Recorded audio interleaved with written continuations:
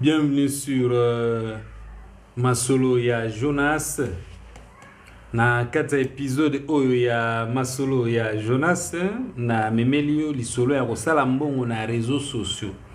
Ezali lisolo moko boye eza na ba volet ebele. Na bandaki déjà ba live ya boye na dozaki mwa moke. Et récemment, je suis inspiré, motivé par plusieurs compatriotes au Bazali Osala, ba live éducative, ba live instructive, yango ngaipe na zongeli. Nana ba point belé on a recouvrir na salaki live hier, c'était sur Facebook et YouTube. Na lobelaki ba point belé on a lobela na deuxième partie ya live oyo. Na première partie ya live oyo nazali ko couvrir ba point ya sika oyo na établir après live ya hier. Donc na obanda avec ba point wana ya sika o na oya osala live na deux plateformes wana na butu. OK, alors deuxième partie ozala makambo na lobaki na ba plateforme mibale wana. Donc na kozongela yango pe awa na TikTok. OK, kosala mbongo na réseaux sociaux. Alors na bandi bokoti déjà donc ngala linga penda te na zela na no batu bakota live mobimbeza important ba o ba oya après ba ko banda place kaka ba ko kuta donc bokomi 5 personnes tapotage ezate je ne sais pas. OK, voilà. Alors premier point zanini batu nini oyo baza ba privilégié pour ngai na accompagner bango na makambo ya réseaux sociaux na ponaka bilongi te ou bien bikolo te mais eza na mo ba profil moko o baza privilégié. OK, donc oyo na kolengela bango ba profil wana ezali ba profil oyo aza na mwa volonté ya kotangisa batu misusu mutu abongo nako mipesa trop na makambo na ye parce que azoyekola pona ye moko te ako partager pe connaissance wana ata soki akofutisa eza nango problème te. Bato wana baza privilégié, bato wana baza na priorité. Donc bato bakoki batangisa ngai, c'est-à-dire o évoluer tellement bien et puis nga pe na komi na ba question mususu o nakoki na tuna yo par rapport ya ba makambo o ozali kosala na moni que je peux aussi apprendre derrière cette personne. Bato baza privilégié na ba makambo nga na salaka ezali bato yo donc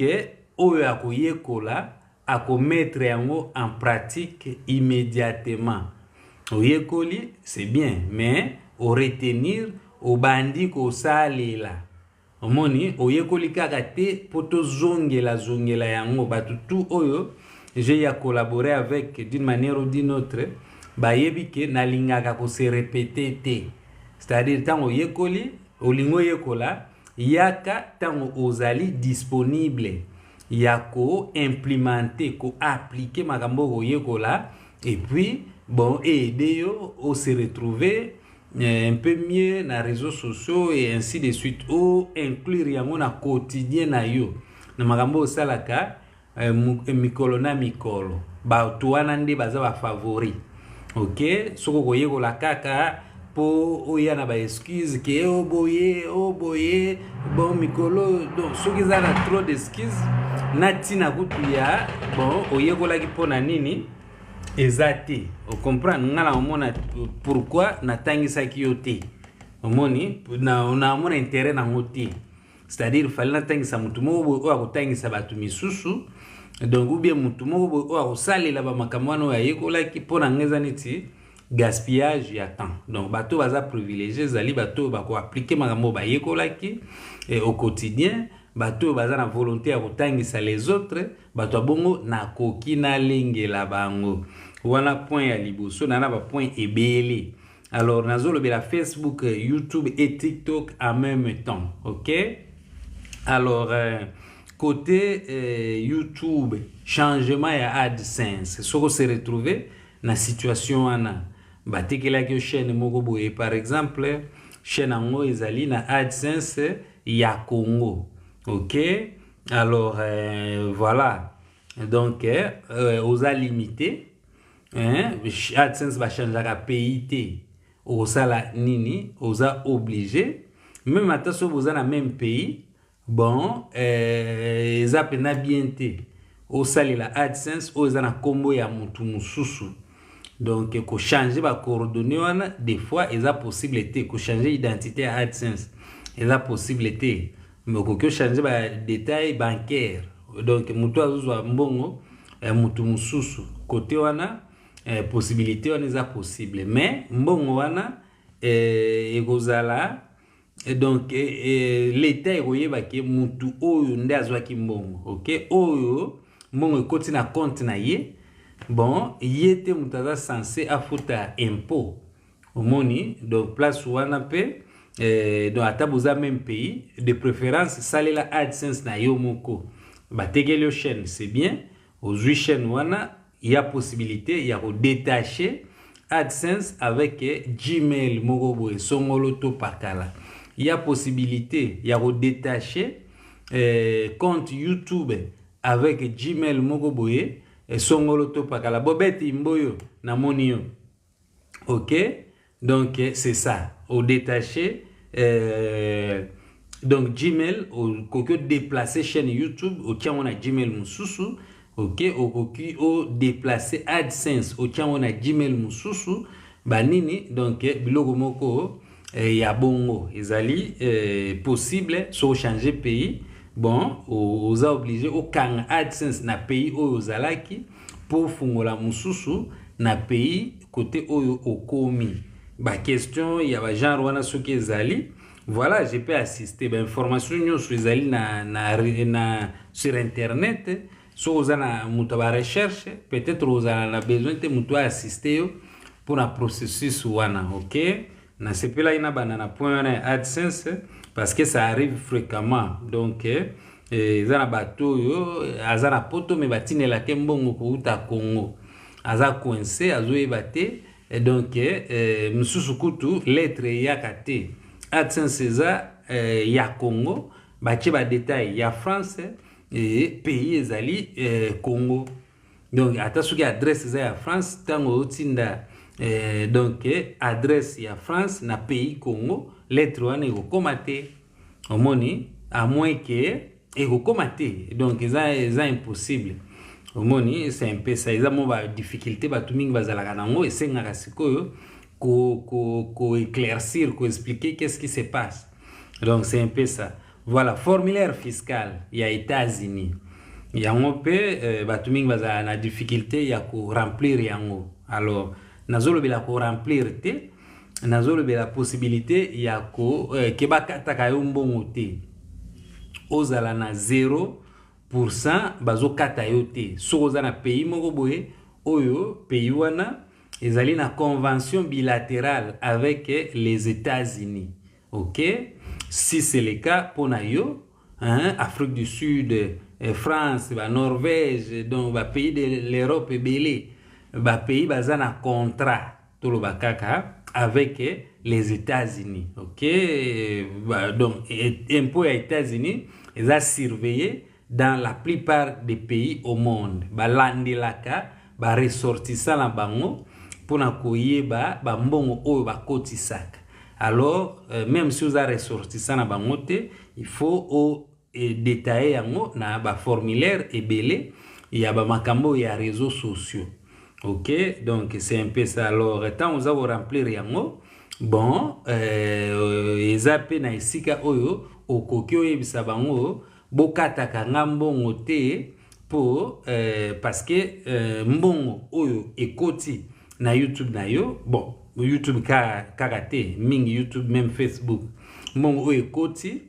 ya ba vu oyo batalaki yo na États-Unis esengaka kofuta impôt ya ba américain.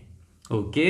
Alors so oza na pays moko boye oza na convention bilatérale avec les États-Unis bon oza censé kofuta te. OK? Parce que ba américain oyo batalaka bango pe na mboka esika yo ozali bango pe bafutaka te. OK? Donc ezali pona ko éviter double taxe babilo mo abongo nalingi te na compliquer situation ngo c'est-à-dire yo soki bakata kombongo alors que oza na France, Belgique, Allemagne, Angleterre, Afrique du Sud, ba pays ebele, ok, donc eza normalité, c'est-à-dire erreur ezalaki na procédure wana na façon ndenge bo remplissaki formulaire fiscal, il y a eu des erreurs, alors il faut qu'on rectifie, il faut qu'on tinda lisusu, qu'on remplir lisusu formulaire mususu, et puis qu'on envoyer yango et bako banda lisusu ko kata yote. Oh bakata ki yo déjà. Oh Sénat, merci beaucoup sénateur, Sénat. Voilà, oh bakata ki yo déjà. Bako sénateur de Gaulois, oh bakata ki yo déjà. Bako zung c'est la yote. Ezalaki erreur na yo, eza problème na bango te. Omoni, donc ba TikToker, oh balingi bakoma pe na Facebook balia pe mbongo. Na YouTube pe balia mbongo, hein? Donc ezali moi passé pour na muto auta Facebook et TikTok a affronté YouTube. Omoni kozala partout, eza très important. Ozo se retrouver moi muke awa sénateur, merci na Leli. OK, sénateur de Gaulois. Voilà, na sepeli vraiment ma casse, OK? Donc ezali comment dirais-je? Ezali facilité. Outi na TikTok ou affronter YouTube. Mais bateau bazo ta YouTube bazo affronter TikTok eza ko simba. Alors il faut qu'on révéler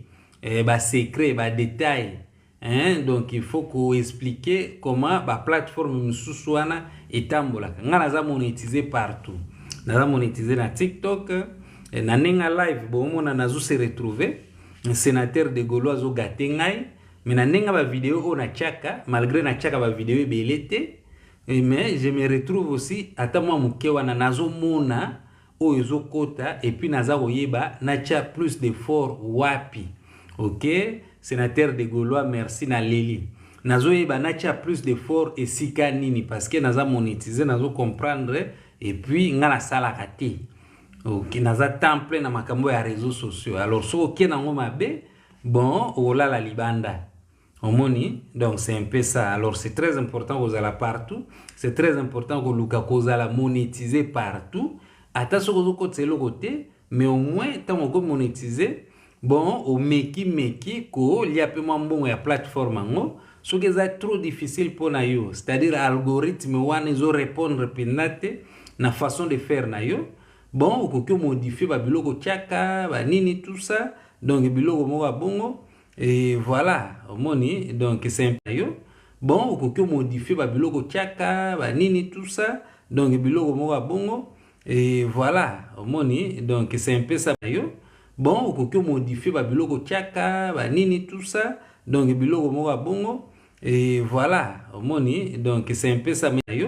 bon, on modifier ba biloko tchaka, ba nini tout ça, donc biloko mo ba bongo. Et voilà, omoni, donc c'est un peu ça, mais tout comme peut, aux akaka monétiser, au moni au moins, que bon, après qu'on a monétiser, na zuna ngeloko ya malonga te na plateforme wana, alors tu sais plus d'efforts na plateforme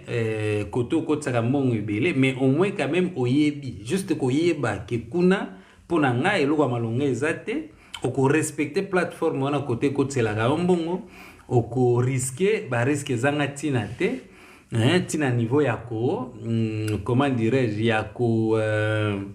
perdre par exemple compte na yo parce que otambola mabe o regarder beaucoup plus précisément o banda kutu ko luka ba problème ba possibilité ba éventualité ya makamabe ko ke komela yo pour que o perdre compte na yo o banda o luka ngo et puis o ko éviter yango parce que o ko apprécier entrer wana comme yango nde ezali entrer ya malonga pona yo na réseaux sociaux omoni. Donc c'est un peu ça cause à la partout, c'est très important. Alobi nalobeli formulaire fiscal ya États-Unis, hein? Donc soko remplir ngo correctement et puis uzana ba pays moko boye oyo voilà bazana traité avec les États-Unis par rapport à impôt oza censé bazwa ka zéro, mais yo ndoko yebisa bango bozwa ka zéro epananga parce que naza résident ya pays boye. OK, pays wana ezali na convention, donc ezana ngo jusqu'au yeba ko remplir et kokoma nini et puis wapi o bana ufuta zéro. Attention ezana ngo ebelete o bazwaka mais après ba année et comme ebele ba 49 ba 30 ba 15 ba 60 par rapport à ba montant au kotisaka au bout de 3 ans ça écoqué comme un peu ba 3000 au moni. Donc voilà, c'est très important ko yeba ndenge ya ko remplir ba formulaire. Alors formulaire ya Irlande yango pe ezali pays mususu o ba exigaka pe ko remplir ba formulaire fiscal na bango, quel que soit ovandaka kuna te Dawa TV na moni yo, et quel que soit ovandaka kuna te. Donc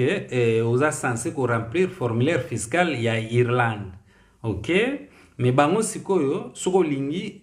ozwaka zéro. Déjà Irlande na États-Unis ekota mo ndenge moko te. États-Unis za vraiment vaste, ba congolais baza ebele kuna batalaka biso nyonso kuna na États-Unis, ok.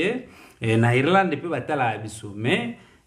population ba public na biso o baza na ba pays net ba Irlande, bon baza pene ebele te. Et puis bango basengaka ba preuve moi ebele, il faut à l'entreprise d'une manière ou d'une autre pona au foot à 0%. Ba document o basengaka, ça ne vaut pas la peine, mais vous êtes obligé de remplir formulaire fiscal na bango, ok. Alors même si des pays ils ont une convention bilatérale, bon na proposaka batu na suggéraka batu na préféraka mutu alobake donc na lingi bozwaka na bino mbongo, donc pona formulaire ezala rempli ezala accepté wana par rapport ya Irlande jusque là ezali na niveau ya YouTube nde oza obligé ya ko remplir ba formulaire fiscal ya Irlande, ok. Voilà, alors ezali sikona makamususu o ba plateforme oyo balingaka te, oza munganga te ozolobela makambu ya santé, ça dépend soko ozokota na bozindo te eza nango problème te, soko izoya na ba contradiction te eza nango problème te. Mais tango siko bandi kopesa batu ba information mo oza dangereux pour la santé na bango, ça ne va pas, ok. Ngaba makambo nazo sala ezali basé sur l'arithmétique, 1 plus 1 2 plus 2, donc pourcentage moyenne babilo mo est très simple ko remplir formulaire omoni. Donc eza na danger te, mais yo soko zo toucher ba sujet moko boye sans qualification, ça ne va pas, ok. Irma de London et yo kanaki mabanga na yo pena et salaki nga kitoko. Irma de London na evite kwa so na futa nyongo wala ndenge nini atika nga pena ya propre na live ya Kialos, atiki nga pili susu ya propre na live ya Tonto Promo bayambaki après Genève Arena. Irma de London oza pena awa nga funa futa na nyumba nyongo na yo avant tout banda osolola, ouais, il faudra tika yo pena ya moi ebele po tika nga na ba vidéo moko be talemi ebele. Donc c'est-à-dire ba tu pena ba yokaki quoi. Irma de London, voilà. Alors siko na komi na point ya information médicale erronée, ok. Ozamunganga te ko kota ba terre wana te parce que ozo risque au perdre compte na yo omoni, tikela ba expert, tikela ba infirmier, tikela ba to ba yekola mwa muke na domaine wana, tikela bango baloba yo soko yekaka bon oyebi mwa moko boye Sénat de Gaulois oyebi mwa. Donc ekokeza na ba makamoko boye salaka, mais l'air au contraire peut-être ya médecine actuelle, ou bien ou exagérer moi muke, ou bien donc voilà ba pesoka ba croire yo te, ok. Alors ekoke sala ki o perdre compte na yo, ou bien aujourd'hui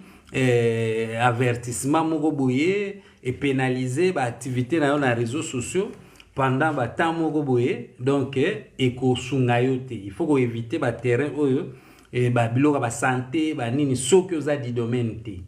omoni. Donc c'est un peu ça, même ba produit à kopakola ba nini tout ça. Donc yo moko zo comprendre te o commanda ki ba makambo moko boye ba conséquences soki ezali. Donc ozo e ba ko peser yango te omoni. Ba biloko yo ezali ba terrain ya ko éviter parce que au risque perdre compte et puis au recommencer à zéro. Alors pour le moment okoki o monétiser. Ah, ce qu'on a côté TikTok. Bah toi TikTok, est-ce que vous allez nazo ta partage moko kaka.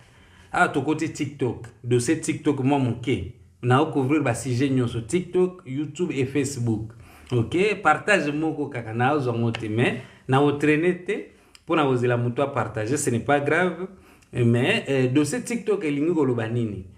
So oza na Angleterre, est-ce que oza peut-être na droit ya travailler na France? OK? Bon, okokoza na TikTok na yo ya France. OK? Donc TikTok na yo ya France. Merci beaucoup na zo partage. Muto a partager c'est qui voilà Blandine, merci beaucoup Blandine, muto a ko partager. Dikina TV, merci beaucoup. Alors, okoki o na Europe awa okokoza na Belgique ozo travailler na France. OK? Donc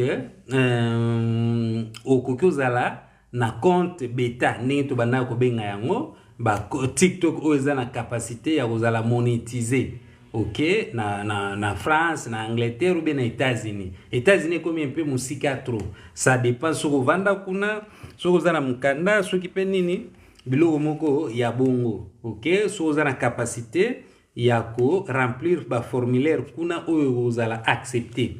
OK, sur za na Angleterre ou remplir formulaire avec ba makamno ya Angleterre kuna à partir ya France, donc et ozala accepter. OK,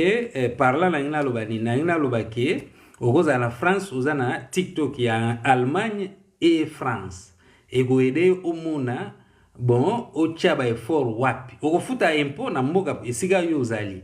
OK, donc o chake je ne suis pas assujetti au TVA, c'est-à-dire okoya kofuta impôt na mboka esika yo ozalaka. OK, so o déclaraka ba makamuna yo soki pe ndenge nini ba biloko mo wa bongo, mais au moins donc TikTok na yo et vous allez pena TikTok il y a Allemagne, TikTok il y a France, TikTok il y a Angleterre. Et ogoyeba ki ah so na che même vidéo, même nombre de vues na o ya Angleterre et ko tselanga mbongo ebele. O che fort na TikTok na yo ya Angleterre. Ou bien ezoko tselanga mbongo muke, mais so na che na o ya France donc ba même nombre de vues, CPM na ngo esalanga bien. Omoni eza ba flexibilité o toza nango na poto, mais il faut se cause la mutu moko o expérimentaka. OK, pona o exploiter ba opportunité wana nyonso. Vous comprenez? Donc c'est un peu ça, on remplir le formulaire na yo et que oza assujetti ya kofuta impoté na mboka wana parce que bon ofuta côté o ozalaka. Omoni babilo mo bongo eza babilo koyo et c'est peut-être mutu à comprendre bien, mais na ba live boy mwana kotaka trop en profondeur ezate ta on a bois ki boye o comprendre quand même et puis oyebi ke a mutango quand même à expérimenter ka ba mongo réseaux sociaux ezalaka nango ba récitation kakate. Donc c'est un peu ça. Alors voilà, c'était par rapport ya TikTok. OK, donc au kokozala na pays oyo voilà, donc na okota trop en détail na flasher kak omoni, c'est un peu ça. Voilà, alors ouais, ça prend beaucoup de temps pour comment monétiser et puis aux ambongo ya malonga comment monétiser na n'importe quelle plateforme. Soko yaki déjà na combo moko boy ou bien soki muto a combo et puis na ya solo à épauler yo, ça c'est tout à fait autre chose, mais généralement ça prend beaucoup de temps. OK, soko yebité vous allez peut-être pressé au cours donc vous avez le résultat avant trop, hein, c'est pas trop bien. Donc yangwana ça prend beaucoup de temps, alors il faut qu'on rappelle là. Hein? Donc, moins belé, 48 heures c'est suffisant à balancer tam sur des vidéos na ba YouTube wana donc à kokisi ba air ba abonné ba makamunyoso ba nini, mais so tali siko muto bongo au mona tam susu nene mais yo za camarade Karim Mokonzi, c'est normal. Donc ba toi yeba ki yo déjà ba nini, donc c'est tout à fait différent. OK, donc même en tout cas aboye kaka bon olingi oyo po sala ka ba vidéo na réseaux sociaux, ça prend beaucoup de temps et koke kene na ngope Voilà, donc au choqué batou, peut-être aux en face moko boye, et tout ça là que voilà, batou baza na volonté à partager biloko na yo, juste comme ça. Au moins, ça peut arriver que vous en avez tout normal, mais tant qu'il est découvrir yo, bah c'est peli na yo tellement ma casse,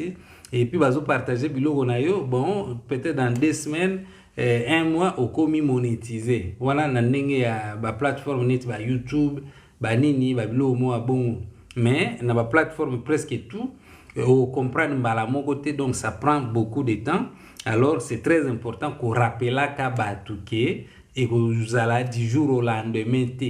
pour na yopo comme na followers oyo. Voilà, donc c'est-à-dire bazo accompagner une vision na yo. Il y a réseaux sociaux et puis on se retrouver financièrement. Moni et ça du jour au lendemain. Voilà, muto yo akoki a opéré. Yo, ok, o siko ezali elobeli, ok? Koloba, ba vidéo ya koloba nde ekotisaka mbongo. Alors, na ba nango avec anecdote, ok? Mutu mo bo ifa opéré yo. Ya za spécialiste ya likambo wana ya grave. Ok, o sepela yende a opéré yo. Ata soki, ekozwa mwa temps pour bo communiquer, pour a expliquer yo. Azolo bape lingala ta mususu mais lingala ngweza netika ka donc moi passi au comprendre voilà soki bozala bino pe précédé soki azana tawana ya ko disposer yango pour expliquer yo ok na logique pena oko préférer ye mutuana o azala difficulté lingala mais aza expert na likamwana wa linga opérer yo oko préférer oyo kaye parce que eloko ngweza mutuya pour na vie na yo et ce que ça me bien te voilà donc toi maman on n'engizala on préférer expert omoni alors na nda lobake soki makambo wana oyo ba valeur wana o ko transmettre na ba vidéo na yo ce qui est important donc on a obligé te aux la expert en communication on a obligé te aux la pena éloquent ba toi aux la patience yako peut-être vidéo na deux fois pour comprendre bien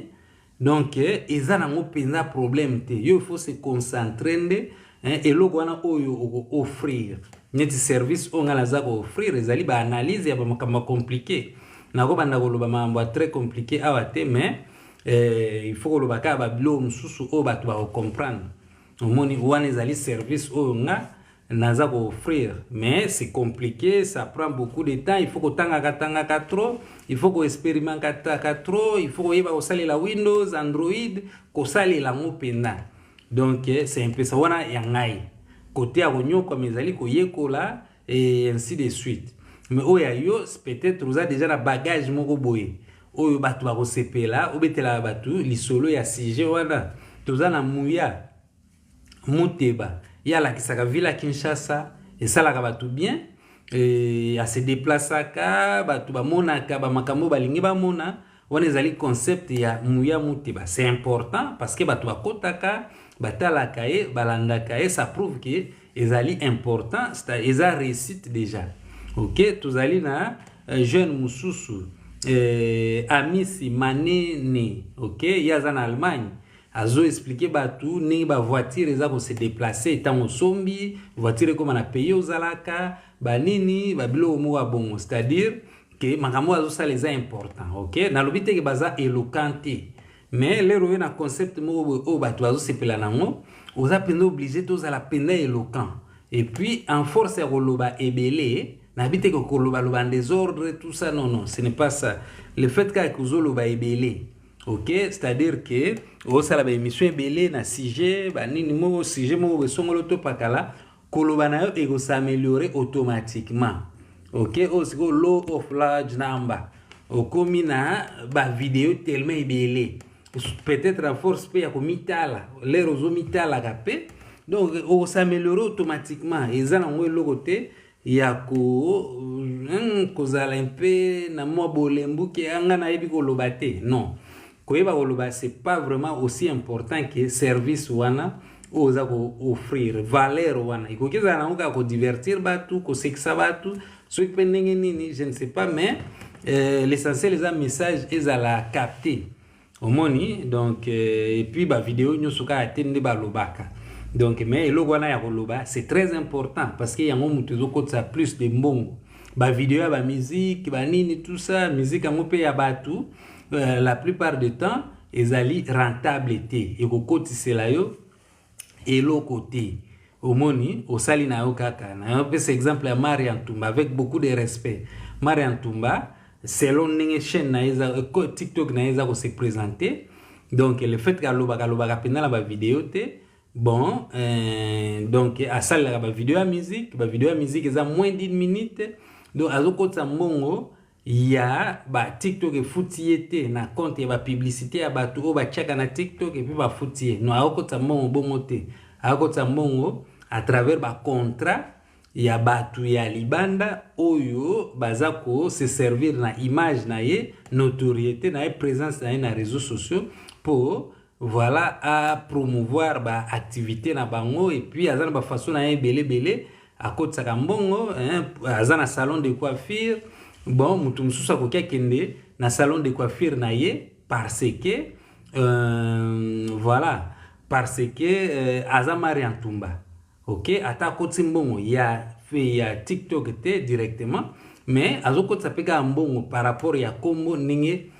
asali kombo na ye. Donc c'est un peu ça. Mais yo soko lingi TikTok efutaka yo. Donc il faut oloba.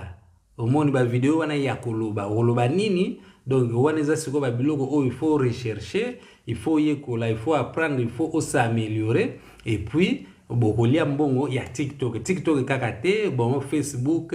ou bien YouTube, 3 plateformes wana ba Instagram ba TikTok ba XP zali Twitter yango pe zali mais nako bana kolobela tout en même temps te OK na ocha ba effort na Instagram na ngate actuellement donc na maîtriser ngo penate na ocha effort na X na ngate Twitter na ngate actuellement donc na ocha ba effort penate donc na maîtriser yango te. Quand on a la maîtrise de YouTube et ça fait un an on a ça la recherche ya ba makambi ya Facebook. Donc c'est un peu ça. TikTok pe za la mo pena compliqué te des fois soit gagner mbongo ba vidéo OK à part ba vidéo OK bon ba live ozana sujet moko boye oyo voilà ba tuazo kabela yo ba bilo moko bongo omoni tout comme pe troisième façon ezali bon ozoteka eloko moko boye ou bien service moko boye ou bien lika moko boye donc ozumbo mpena directement à TikTok te mais visibilité à TikTok et sungi yo côté visibilité en tout cas TikTok pena des fois te mututu OK mututu ko sala 500 personnes en ligne avec donc juste ko sala makambo bato bazo sala o matisi batu basololi o weli siko kota live tango actualité ezali donc chance eloko pam o ko sala no pe ba 500 personnes en ligne o ko sala ba 1000 personnes en ligne mais ko sala mo siko régulièrement yango ndeza problème ko zala na vision moko boye na concept moko boye o eza rentable financièrement yango ndeza problème ko tondisa ka batu voilà o ko tondisa na yo et en tout cas côté wana pena pour l'instant TikTok pena blague te visibilité pena ezali batu baza koto yo OK mais no siko so batali yo trop bon mbongo utali kolote pour miracle mo boye osalema te que donc na compte bancaire kuna ba chiffre changer positivement non ça ne se passe pas comme ça il faut créer un concept moko boye rentable et visibilité kaka. Et ce que vous avez ce n'est pas suffisant. Donc, c'est ça, visibilité. Et sunaka, mais il faut comment convertir en mbongo. Donc, c'est un peu ça. Voilà. Alors, c'est bon. Koloba, c'est très important. Vous comprenez yango déjà. OK. Voilà. Alors, na Facebook sikoyo batu bazo salela batu par ignorance elinkoloba nini elinkoloba ba contenu oyo ezalaka ozu koto yo basangisa wana ou bien ozwaki live peut-être tamsu ya TikTok kati parti moko boy oche OK tango yo oche mutu oyo achaki liboso Facebook ego kanisa ke yende propriétaire ya contenu wana. Alors oyo yaki kocha soko transforma ki yango mingi te mbongo ekokende pa ya muto achaki liboso eza na plus de chance bango ba yebi basala ba analyse na bango mais donc muto achaki liboso eza na plus de chance azwa mbongo ya ba video na ye ya video wana o bino nyusu bochaki azu 100% ya mbongo na ye et babakisile pe lisusu ba mbongo ya batu misusu donc na Facebook batu bazo salela batu par ignorance soko transformer penda contenu na yo mingi te o remarquer que mbongo zo kita parce que baza ko promouvoir plus originalité alors muto yo bako considérer contenu na comme ça original nga mikolo na ça la plus ba audio. OK, côté vidéo eza 100% yanga. OK, côté audio bon mususu ezali ba audio ya bato mais eza na plus de chance que mbongo eya epananga donc bato bazo salela bato na Facebook par ignorance donc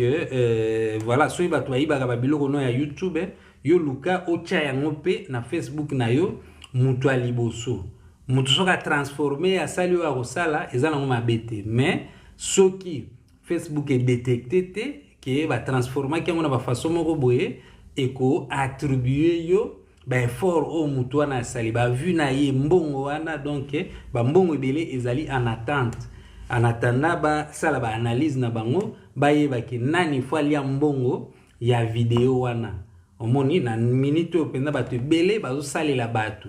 par ignorance na Facebook wana omoni na yebi ndenge nini parce que natangaka na recherchaka ekomelaka penga banini donc c'est un peu ça kosala eloko original soki ezosimba mpona yo c'est très important omoni mais soki mpe eza original te il faut kotransforma ngo na façon moko boye oyo plateforme wana donc econsidere yango ke ezali ya yo ke otransforma ngo assez po bapesa yo baattribue yo mbongo ya contenu wana po ezala monétisable vous comprenez donc na beti moi c'était trop na Facebook par rapport ya point wana donc parce que bango bazo garder na mbongo OK bazo garder na mbongo et après ba analyse na bango nde ba bon topesa yi ouais topesa yi donc batu mingi ba travailler na perte na ndenge Facebook ezotambola lelo voilà alors na kina point mususu alors à travers Prism Live vous avez la possibilité à ozala live na Facebook et YouTube en même temps eza na penda compliqué mingi te bato ebele ndenge ayoki kaka information oyo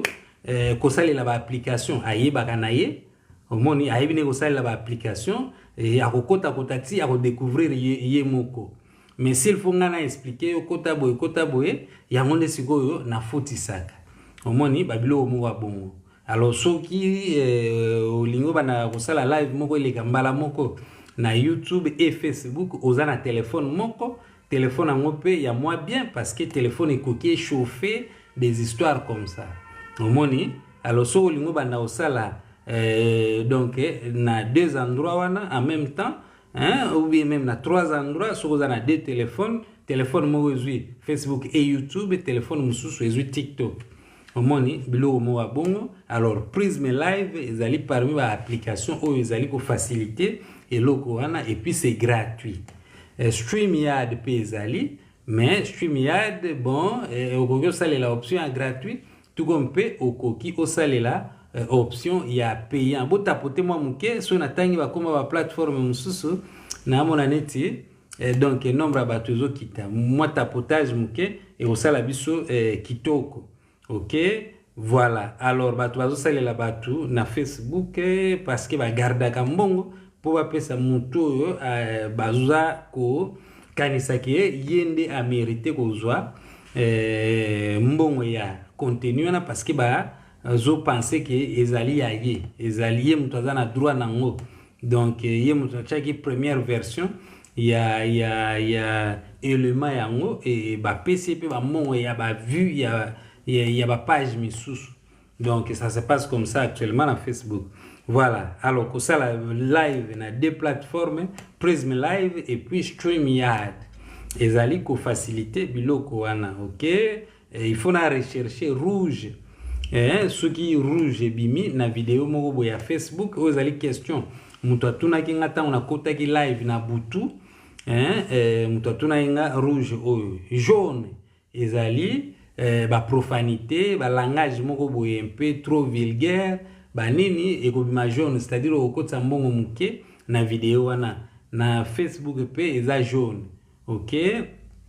donc c'est un peu ça. Na TikTok awa bakolobake eza qualifié te ezala monétisé omoni bilo mo abongo. Donc mais rouge sikoyo yango il faut na vérifier pona na eba interprétation nango normal pona ko expliquer ka batu.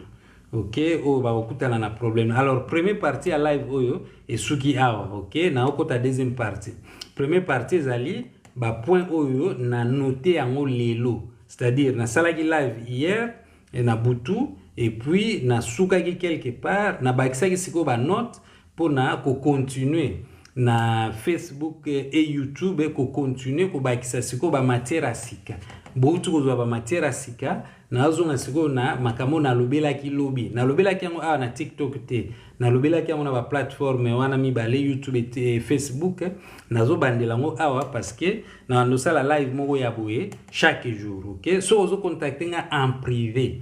Donc c'est-à-dire que bon na ba live boyo ko commenter te yo trouver que ça important ba nini tout ça, donc na s'attendre que au futa. OK, donc c'est un peu ça en privé. Donc soza batu na nga ya kala ou bien mutu asika neti ba Irma de London no yena mwangu asuma moko boye na zala courage ya ofutsa ete parce que akotinga mwa nyongo moko boye déjà abwaki ngape biso pe tozala na besoin ba mabanga. Voilà, deuxième partie yango ebandi awa. OK,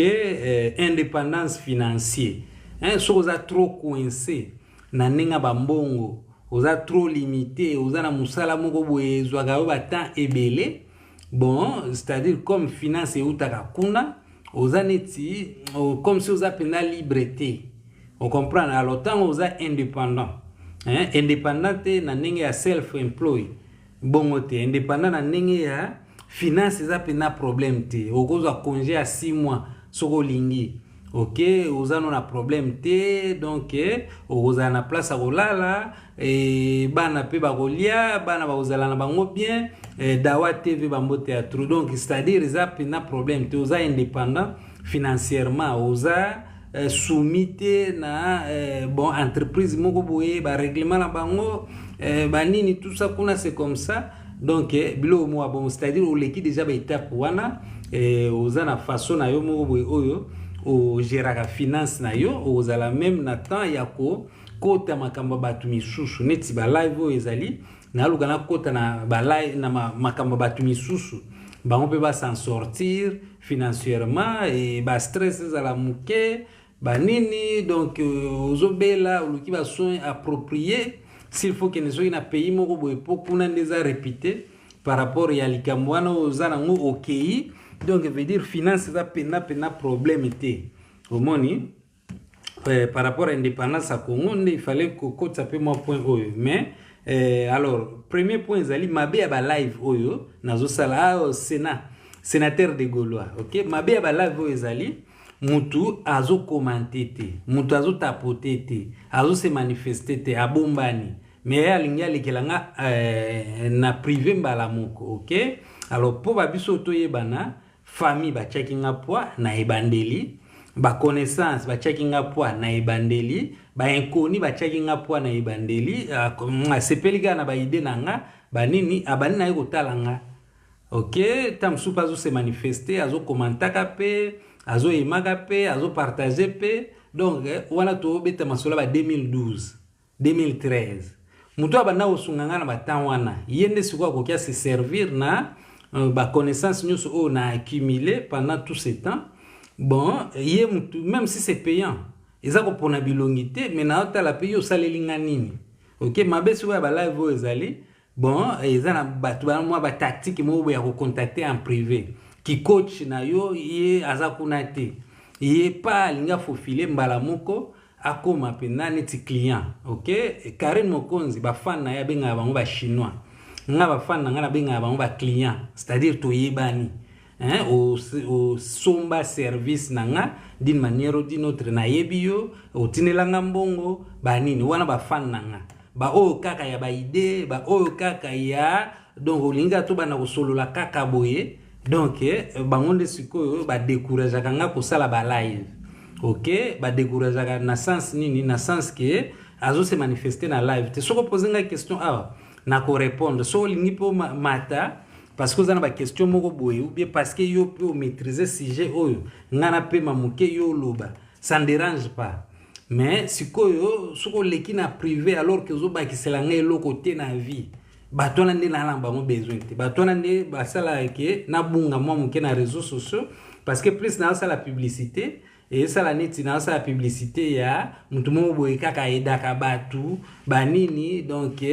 ça n'aide pas au monde sikoyo place sala kamabe yango bomona des fois na bungaka pona sala makambo za rentable sans ba stress ba casse tête inutile ba nintokoki 54 personnes pona muto akotaka live rarement et pona ngai za ebele OK voilà alors wana ezali premier point deuxième point mbongo eza na Facebook ata soki administrateur moko aza na Afrique na Congo par exemple OK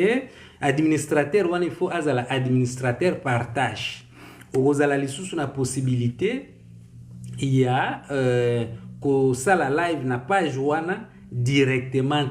à travers application Facebook par exemple ou comme obligé au salela et puis si moi jaune connexion et moi bien penaté et puis si moi jaune OK mais ce n'est pas grave OK ozala lisusu na possibilité ya osala ba live directement na plateforme wana te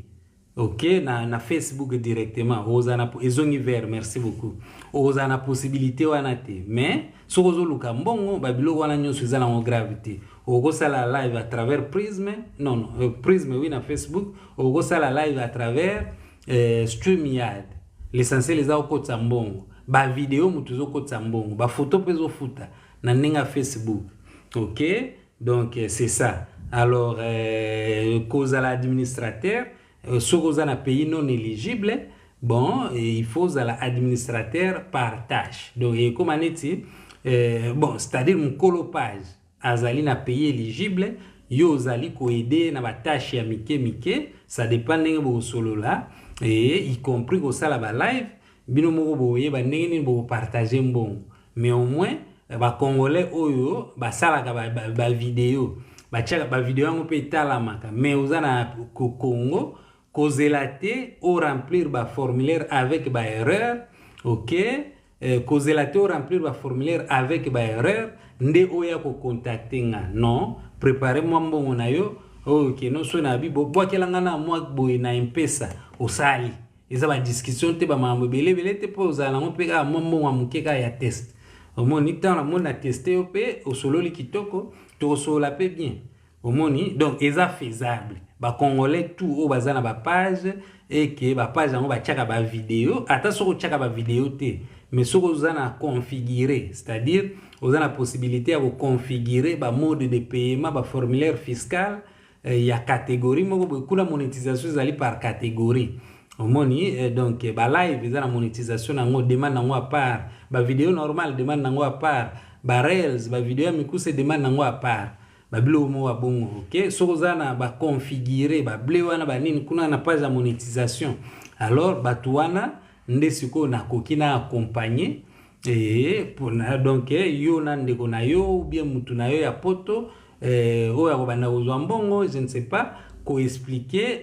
comment ça doit se passer pour na beau se retrouver au moni eza possible nena loba wana na mai na monokote. Donc, il est possible. Il faut à la caca en Afrique. On a pris cet exemple en Afrique parce que on est plus dans les besoins. Même na poto awa. Donc, zali la batumi sous oyo bazalaka coincé à travers ba formulaire au lingo monétisé mais oza coincé na remplir formulaire fiscal par exemple. Donc,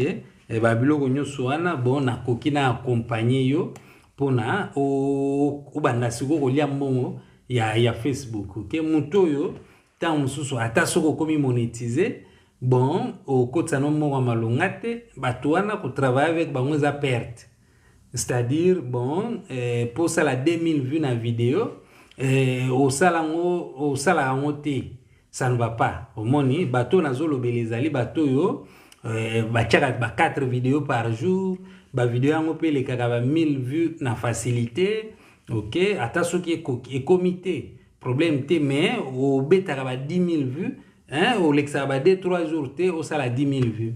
Omoni bato abongo nde okose retrouver. Omoni eza na bato mosusu boza no monétiser, mais ça ne signifie rien parce que mbongo ozokotisa eza nango significatif te. Do eza ya malonga te, oza na mosika mpo okotisa mbongo ya malonga. Bato abongo koassiste ye na kokemba trop et na koyeba te na futi so combien. Omoni, donc c'est un peu ça. Voilà, alors on continue. Ok, langage ya mabe, terme wana, donc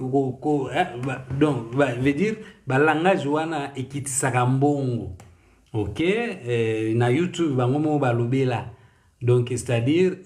oza na risque déjà ke babengana na plateforme moko songolo to pakala, oza na risque wana. Non seulement ça, bon okotisa mbongo muke parce que langage na yo ezali makambo bango balingi te na plateforme na bango, mais bato ebele tozo ba mbongo muke parce que tozo préféré, tozo à l'aise na koloba ba terme moko boye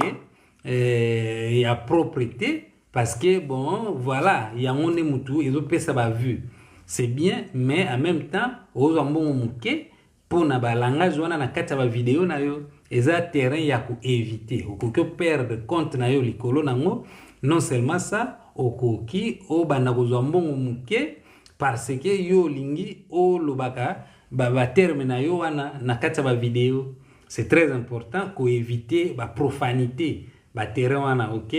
voilà. Alors mbongo eza à travers koloba, mbongo ezali, ok, mbongo ezali à travers koloba. Et puis ba vidéo ya milai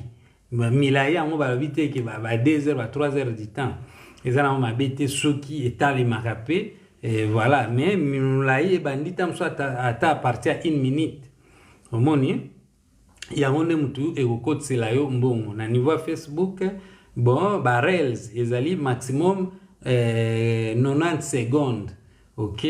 90 secondes wana ba reels. Et puis okoki opona ezala catégorisé comme reels ou bien ezala catégorisé comme vidéo normale. Ok, ba vidéo normale efutaka un peu plus, wana babengango in-stream ads.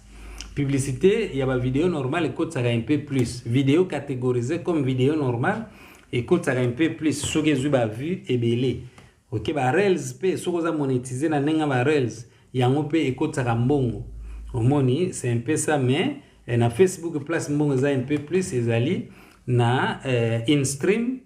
et puis bonus. Mais bonus eza eloko moko temporaire, ezali matabisi o bazopesa bato o bakreaka ba contenu ya malonga o baza ko divertir bato na bango bien, soka publier eloko o bato bazopartage yango, bazoyeme, bazokommente, bato pe ya mwa ebele. Omoni bato na sikoyo bato Facebook esepeli e récompenser bango, ezopesa bango ba bonus. Bonus wana penda okozwa penda mbongo oyo mutu po azango, il faut à travailler pendant 1 an. Yo zango pendant 1 mois. So za na créativité, so za artiste, so comprendre penda jeningi zokende. Nazo éviter ko pesa ba exemple a mbongo ki okotsa autant parce que au risque au affronter réseaux sociaux par rapport à ba monter wana o za koyoka. Donc mutu na mutu azana ba limite na ye. Oyo akoki akotisa. Donc par exemple mbongo ça ne va pas. Nazo pointer côté mbongo za mwa ebele, c'est-à-dire na bonus, à part bonus na ba publicité in stream ya ba live na in stream ya ba vidéo normal. Omoni in stream ya ba live bon zokotsa mbongo soki après live pe bato baza kotala yo. Apo bato batala yo tango za lisusu live te ezosenga live wana ezala mokuse, ezala pe bien banini. Donc yango nde sikoyo kosala yo soko zosala ngo pe ebele ekosala bien ba live algorithme nango eza donc voilà donc ils ont répondre moi bien pour na bato ebele vous comprendre donc c'est un peu ça voilà na lobela pe algorithme pe ka mbala moko OK alors algorithme nyoso algorithme c'est quoi algorithme eza ba décision o esalaka ke TikTok on a to kangango omoni eza ba décision ensemble ba décision eza pe en rapport avec ba droit ba nini ba makambo belé OK donc vidéo on a tout recommandé un peu plus tout tindela ngo bato ebele batala ngo parce que bato azo se comporter boye ce qui batali vidéo wana algorithme mutuza ko ba décision wana nyonso bato siko ba montaka ba créer ba algorithme wana ezali bato ba bimaka ba les premiers na université bangonde ba créer ba algorithme wana alors yo siko yo okokyo bata makaka ke non ngala bata mananga na algorithme ya TikTok par exemple parce que je me retrouve dans la visibilité nanga donc visibilité ça peut déjà algorithme mais visibilité c'est l'ensemble de tout ezaka eloko moko te ozala makambo bo salaka soko kotaka live okotaka régulièrement ozana rythme moko boye bato ba mesani nango yo benyango ke ozana visibilité ezali pe kaka algorithme eza rythme na yo oza ko respecter plus ou moins et donc algorithme ils doivent comprendre yango donc voilà ba tcheo na mo place moko boye oza satisfait so oza satisfait algorithme wana eza favorable pour na yo mais na temps wana yo oza satisfait ezana batu mususu o baza satisfait te o baza ko se retrouver te o baza comprendre algorithme ngo te bakoki basala pe makamuneti yo te po baza yo te omoni algorithme o eza favorable pour na yo en même temps ezali pe défavorable pour na mutu mususu soko se retrouver oza à l'aise tout ça c'est bon tina pena ya kocha trop d'effort na plateforme mususu ezali te na plateforme wana o algorithme na bango eza favorable pour na yo tingama yango chaka ba contenu belé wana et puis ekosala yo kitoko ekosala yo bien o se retrouver financièrement donc je rappelle que nazo beta setena bato balingi pena ke TikTok efutaka nga et puis efutanga makama malonga Facebook efutaka nga et puis efutanga makama malonga YouTube efutaka nga efuta yope makama malonga so ezana malonga te c'est-à-dire ozotala nga po bana kozwa donc eloko moko boye ya malonga donc ata soko lekinga ça ne dérange pas omoni ezana ngo penda problème te okoleka nonga ezana ngo grave te parce que ozana potentiel wana ya osala ba makambo boye oyo ekoleka nga na ko assister yo même si na en avance na yebi déjà que roleka nonga na koki toujours na assister moi ça ne me dérange pas donc alors en résumé algorithme o ezali favorable yo za satisfait bon tingama yango OK mais yeba peke en même temps yo oza satisfait en même temps pe bato mususu bazoluka ba koma neti na place na yo mais baza na ba difficulté bazo comprendre te baza embrouillé et tout consort OK donc un peu de tapotage tout kitimo mingi et gosala kitoko OK donc voilà va boire tellement qu'ils a éducatif eza na valeur et senga ngo ba tapotage pena ya belé pena te mais na uzana pe ba tapotage yango te un peu de tapotage pour toujours atteindre 50 personnes voilà alors donc exemple ya ba montant naza ko éviter yango naza ko kima yango parce que okokyo embrasser réseaux sociaux avec intention ya kosala ba montant moko boye parce que masolo Jonas alobaki OK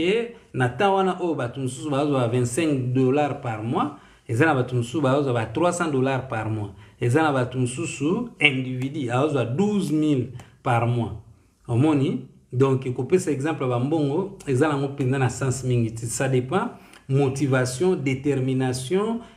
donc tant oyo ko bana ko investir yango mutu ko pesa yo mbongo par rapport à ba effort na yo compréhension ya jeune ngezo kende yango mutu eko sala yo donc ba exemple ba mbongo ba nini nazo éviter ko pesa nazo pointer côté o mbongo ezali mais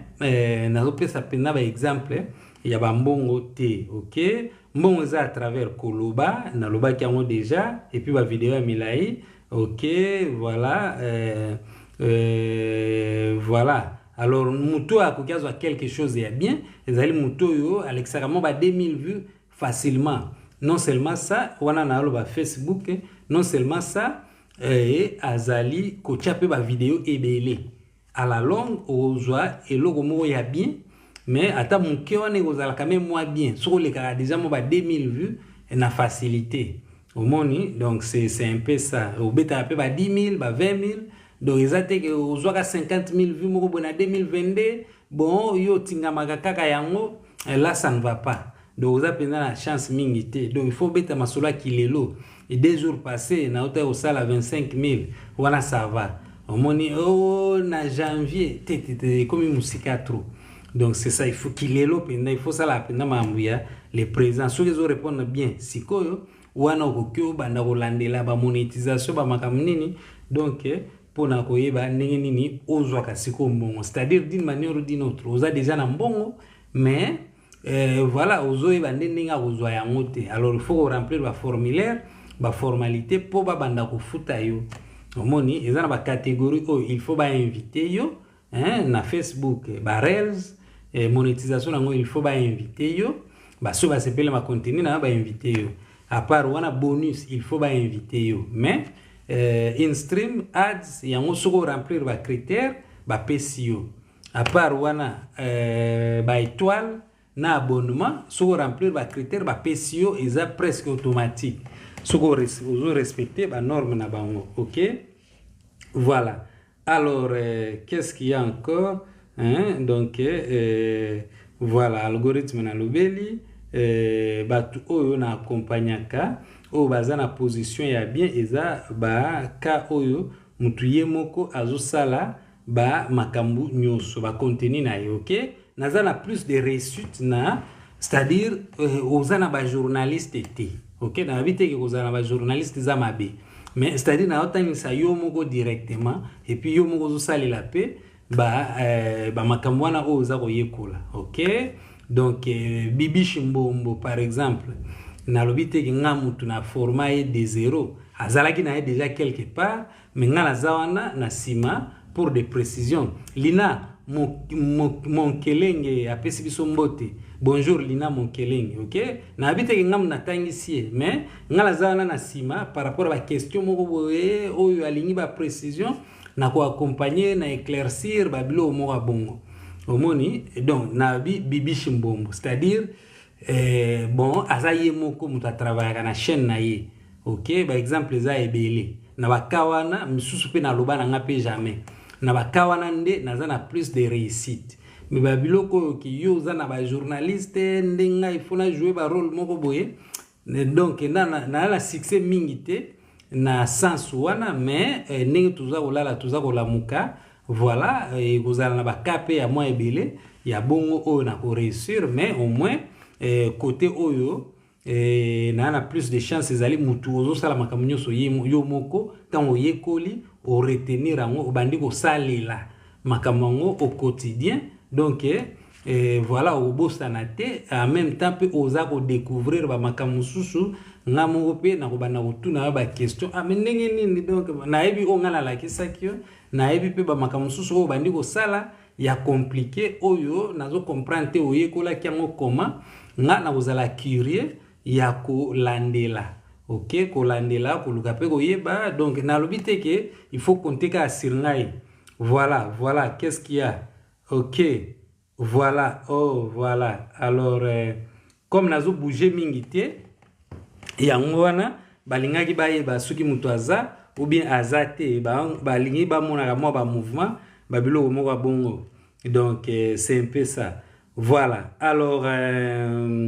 yango wana OK bato nazala plus de réussite c'est-à-dire mutu yo moko oyekoli montage oyekoli ko sala ba live et oyekoli ko tala ba données analytiques OK oyekoli ko sala la téléphone na yo ko kota na ba paramètres banini tout ça oza déterminer na programme na yo ya téléchargement tam sous sala ka live na yo na 8 heures et puis au chaka 2 éléments par jour donc o sala makambo yo moko bakawana nde nazana plus de réussite quoi omoni donc c'est un peu ça les autres cas bon na kubanda ko luka ko benda pe batu mususu ba idakanga ba makambo mususu olienga la sala bon na passer directement élève nanga moko boy oyo alingi pe asala bamakambo yango et puis aza koévolue pe bien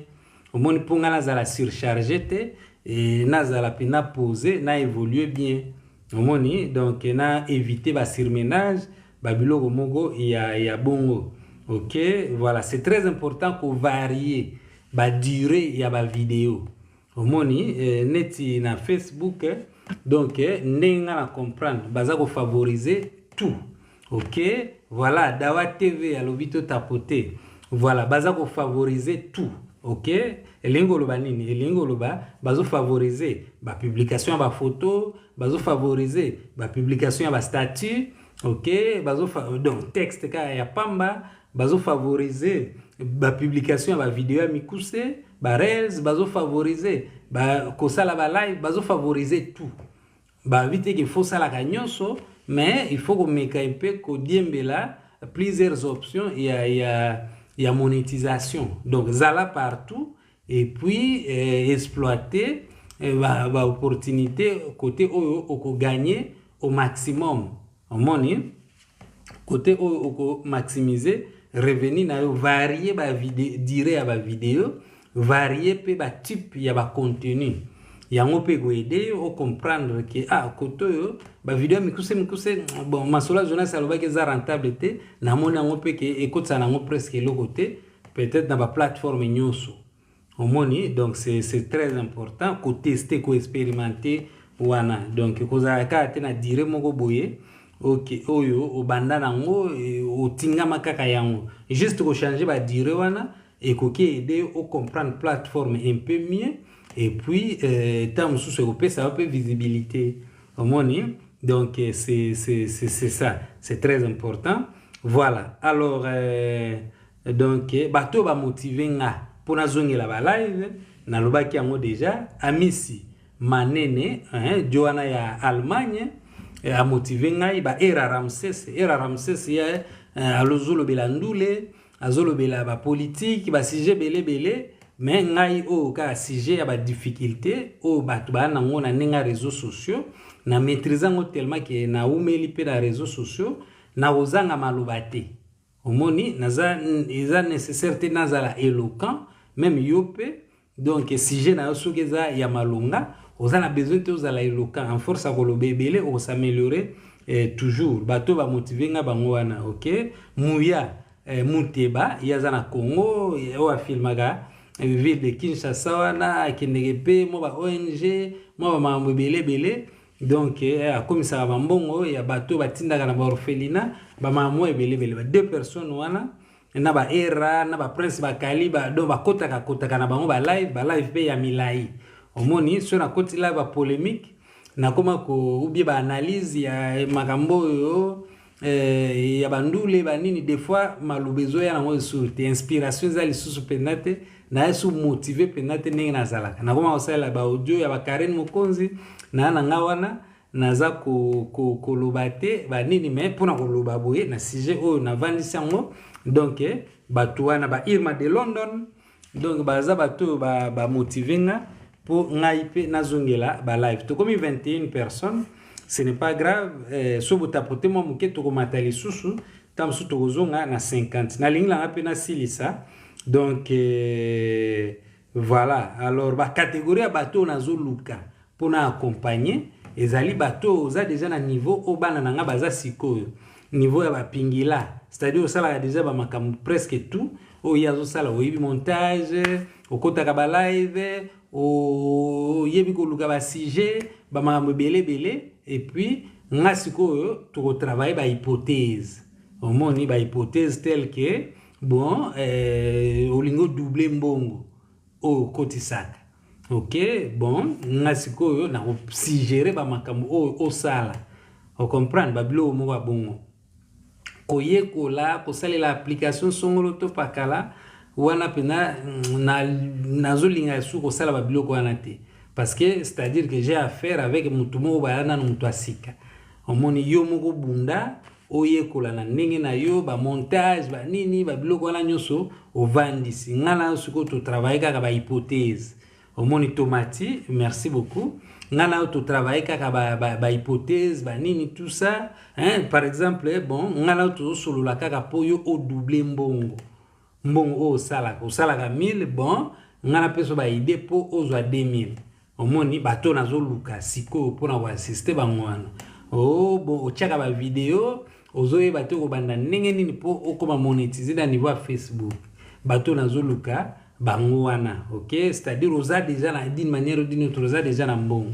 et na ba TikTok oza na bato oyo ba contactaka nga pour na assister bango ba bimisa mbongo mais mbongo autant boye olandela boye azana $2 et quelques OK bon azo kansondira azana 200 et quelques dollars tant to olandela boye bon yo azana $2 et quelques ngana kozwa pourcentage nini par rapport à tananga ba nini tout ça donc ezaba bilo mo ça décourage omoni mais soza muto bikota kota et voilà donc au comprendre kaka au total au comprendre que oza D quelques donc na contacter na masola Jonas c'était parce que eza perte de temps omoni bilo mo bongo donc même na Facebook bon mutu mususu a contacter nga pour ayeba soka comme pemeni a kozala monétiser donc pour comme tina page wana ayebité omoni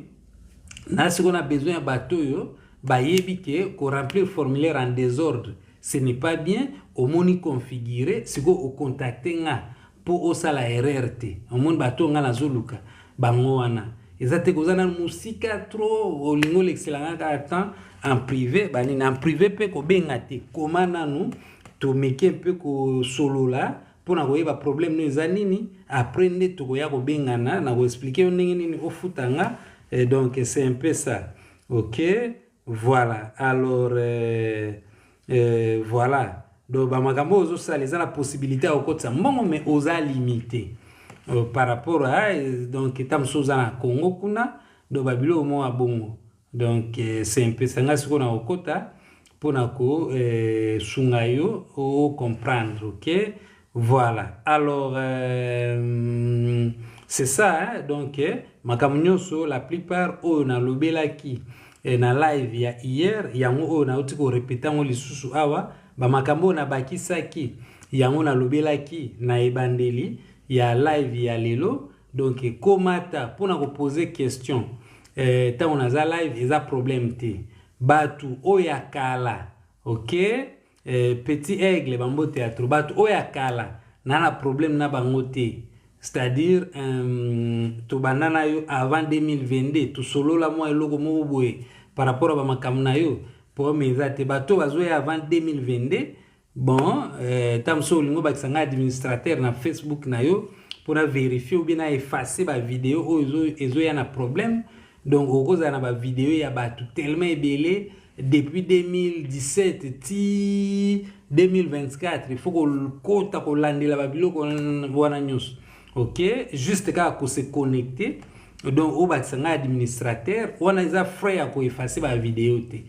bon na ko se 50 balles jusqu'à pona au bakisanga administrateur omoni bilo mo abongo donc so siko oza la potentialité à okotsa mbongo te donc omona ke eza ba perte ko effacer pe ba vidéo na ya ba nebele pour page comme PPL et comme monétisable yango pe na ko futisa donc il faut un projet pena ya série donc bato yo ya après 2022 to côté 2023 mutu tout pena pour to banda ko solo la en privé na olukana kotsa na quelque chose moko boye directement donc c'est un peu ça voilà alors je m'arrête ici donc de siko ti lobi ba héros peut-être na ozala déjà na ba note ebele makambo asika oyo ekozala oyo tokokito to solo la lisusu na osa banda osala ba live tamsu na tongo pour apesa batu musu chance batalanga tamsu pe na butu banini mais au moins une fois par jour donc c'est un peu ça alors s'efface li yi lam lu yi lama bambo théâtre OK bo komantaka pona yeba yo omoni na se méfiaka na ngana bato mais muto ya komantaka donc après moi tamoko boye toko banda ko développer en privé tamsuna osengo pe mbongo te omoni bilo mo abongo parce que na yebi ke d'une manière ou d'une autre o supportaka nga on comprend mais bateau siko bomba naka yo lingo le kambala moko na privé bon tam su na boya pe ko ata soko ye na problème avec mbongo na ko boya pe po na mono ka neti moi donc na ya mona esprit ya ke banyoka omoni voilà alors ngaso ina pesi déjà l'essentiel olingi to solo là bon ngala monyo kaka lelo omoni to solo la sujet nini et puis plateforme nini ba investisseur ça ne m'intéresse pas omoni c'est-à-dire yo za na mbongo lingo investir bato wana na gaspiller batan ebele avec bango na utuko loba bato na plus de chance il y a réussite ezali muto ozo sala makamu nyoso yo moko ba investisseur difficulté na nango ezali bon tozo atan ebele ya solo la ko étudier ba éventualité difficulté na nango ezali bon tozo atan ebele ya solo la ko étudier ba éventualité Pénélope c'est comme si elle est retard mais là c'est pile comme on a Pénélope na comme na suka ya live oyo na ko chango na YouTube ouais ba investisseur bon ça ne m'intéresse pas vraiment mais muto alobi ana posa to solo là bon voilà na lukaka na ye ba sujet za nini hein bon oza déjà na Facebook YouTube TikTok donc soko landaki ngate wana ndo ko tika ba commentaire aboye on comprend donc tant to solo là wana il faut ezala moi suivi c'est-à-dire soko yena problème ozalaka déjà na réseaux sociaux oza coincé ça c'est tout à fait autre chose mais ceux qui se posent kaka na ba question parce que oyo ki mo parti à live muke et intéressé yo bon ngala mona pena rentabilité au solo la té mais c'est face lui lama kota na ba live nanga moi trop to solo la biso ce n'est pas un problème parce que négociation ko zo moi temps belé pour eza comme moment bo na découvrir ngo kaka lelo voilà alors connexion boîtier les sous moi muke mais sinon na suki awa pona live oyo na ko cha live na YouTube kala mingi te ozala na YouTube donc c'est un peu ça alors lobby lisusu na solo la lisusu na bino ba sujet ya sika commenter na live ça ne dérange pas et mututo akokia mata opposer question c'est gratuit et à part wana donc c'est poser question à travers commentaires et ça ne dérange pas donc ce qui na yebi na ko expliquer yo et s'il faut même na rechercher na ko rechercher donc lelo je dois admettre que na bandai pena ko surveiller ba commentaire te mais sinon te na ba prochain live na ndo surveiller ba commentaire pour na ko répondre Sénat des Gaulois merci beaucoup na ba cadeau pesa kinga alors je m'arrête ici un autre live demain heure na yebité. Merci beaucoup Pénélope Dawa TV donc tout le monde au Tapotaki merci un autre live demain merci bye bye.